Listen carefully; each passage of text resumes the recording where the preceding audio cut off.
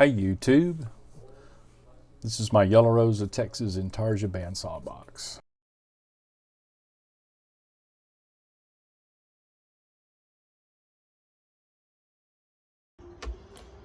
Okay, so I've got all my, it's been a couple of days, but I got out here and I cut did the scroll saw work and cut all my trays out here and here. These are pretty typical, right?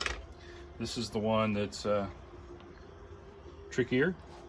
And you can see we've got the little, this is going to be one piece eventually, but this is the little tray that sits on top, and then here's the little drawer to cut out. The bottom for the drawer, it's got these little, I still have to cut these little areas out. That's the only cut I have left to do as far as cutting goes. So I've got some sanding to do, and then I've got some glue up, and you can kind of see how this thing is coming together.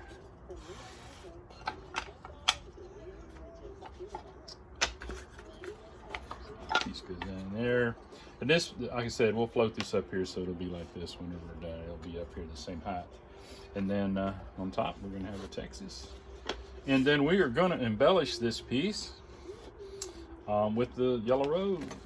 So I have an Intarsia pattern that I've made, and I'm gonna end up with that, and that Yellow Rose is gonna go right on top of that. So we'll get to that somewhere down the road. Right now, okay.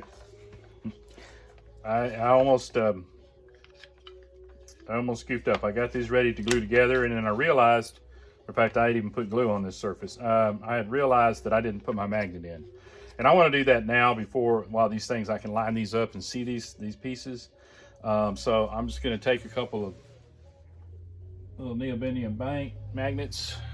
Take some of these guys right here, and actually I'm going to take one of these, and I've got some little ball bearings that I want to use, and I'm going to put a little ball bearing, and I'll show this whole process in a minute. So what I did is I just went over there, took a 1/16 inch drill bit. I just drilled a hole all the way through. Just marks my hole here and here so they're lined up. I just use a little clamp there, and then clamp those up, put it in the drill press, boom, went down through there. Now they're going to line up. So now I've got a mark for both of my holes, one for my ball and one for my magnet. Okay, so we're just going to see what that is. That's 3/16, kind of what I knew, but 3/16. So that's what size drill bit I'm going to drill for the ball. Okay, I drilled it. You can see the ball bearing down in there. It won't go all the way through. It had just a very paper thin little piece left, so I almost got through it, but not quite. You can see it's going to be plenty strong. So I put that. I'm going to put the magnet on the other side, and then that's going to be my my little magnetic catch on my hidden box. Okay, so what I found out, I've got it, and it works pretty good. It's holding it, but if I give it a little shake, it's not. So what I'm going to do is I want it to be a little stronger, and that magnet's right on the surface. What I want to do is I'm going to move that ball just a little bit closer. I haven't glued it in yet, so I'm going to just drill that just a little bit deeper, and just enough to get that ball to kind of come out here so that's actually touching, because right now it's not touching it. It's just it's got enough force to hold it, but I want it to be just a little bit more than that. So that's all right. Perfect. It's sticking out, just, you can just barely feel that, which means it's going to come in contact with the magnet, and now it's in there. So that's what I'm looking for. Boom. And it's just going to snap it up in there. So now I'm going to glue these two in place. And then that portion will be done. Then I can go back. Now I can go ahead, and once I do that, I can go ahead and make my whole little drawer box here. So, hey, cool. Okay, so I've sanded the inside of the box. I'm pretty happy with it. It's, you know, I got it down to about 120, I guess. Looks pretty good. But before I do anything else, what I need to do before I glue the back on, so I can sand the outside, what I'm going to do is I'm going to trace this keeper that's going to go underneath the top.